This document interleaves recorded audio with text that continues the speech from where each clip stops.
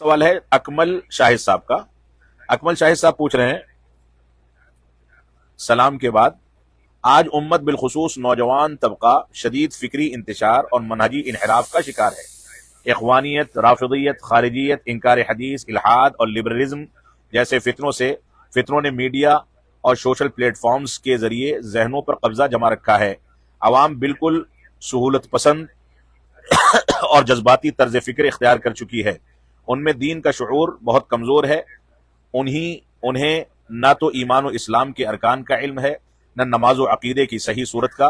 उसके बरअक्स वो हसास मसाइल पर बात करते नजर आते हैं। मदारिस के बाद फजला असरी इदारों में जाकर के मनाजी कमजोरी या रोशन ख्याली का शिकार हो रहे हैं। इस फितना अंगेज दौर में जहां अहले बातिल मुअस्सिर मीडिया के जरिए अपनी बात पहुंचा रहे हैं, वहीं सलफी दावत जदीद जराए पर मुअस्सिर अंदाज में मौजूद नहीं, या अगर किसी हद तक मौजूद भी है तो इस अंदाज से काबिल रसाई नहीं। ऐसे में आपकी राय में हमें क्या दावती हिकमत अमली इख्तियार करनी चाहिए?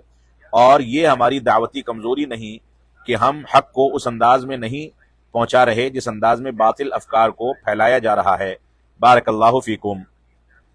ये लंबा सवाल है अकमल शाहिद साहब का।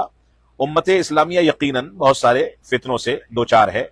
शदीद फिक्री इंतशार, मनहजी इनहराफ की शिकार है। इखवानियत है, राफिजियत है, खारिजियत है, इनकार हदीस है, इल्हाद है, लिबरलिज्म है। इन जैसे फितनों से उम्मत इस्लामिया और सलफी दावत के अहबाब मुतासिर हैं।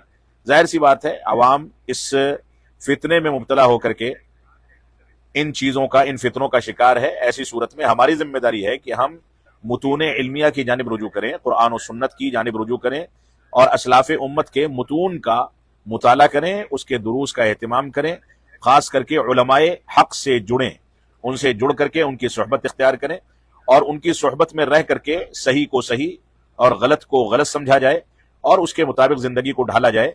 ये हमारी बुनियादी जिम्मेदारी है। जब तक हम असलाफ उम्मत के मनहज को नहीं इख्तियार करेंगे और असलाफ उम्मत के तर्ज और उनके फिक्र पर चलने वाले उलमा की पैरवी नहीं करेंगे, जब तक इन फितनों से अपने आप को नहीं बचा सकते। अल्लाह रब्बुल आलमीन हमको इन बातों की तौफीक अता फरमाए।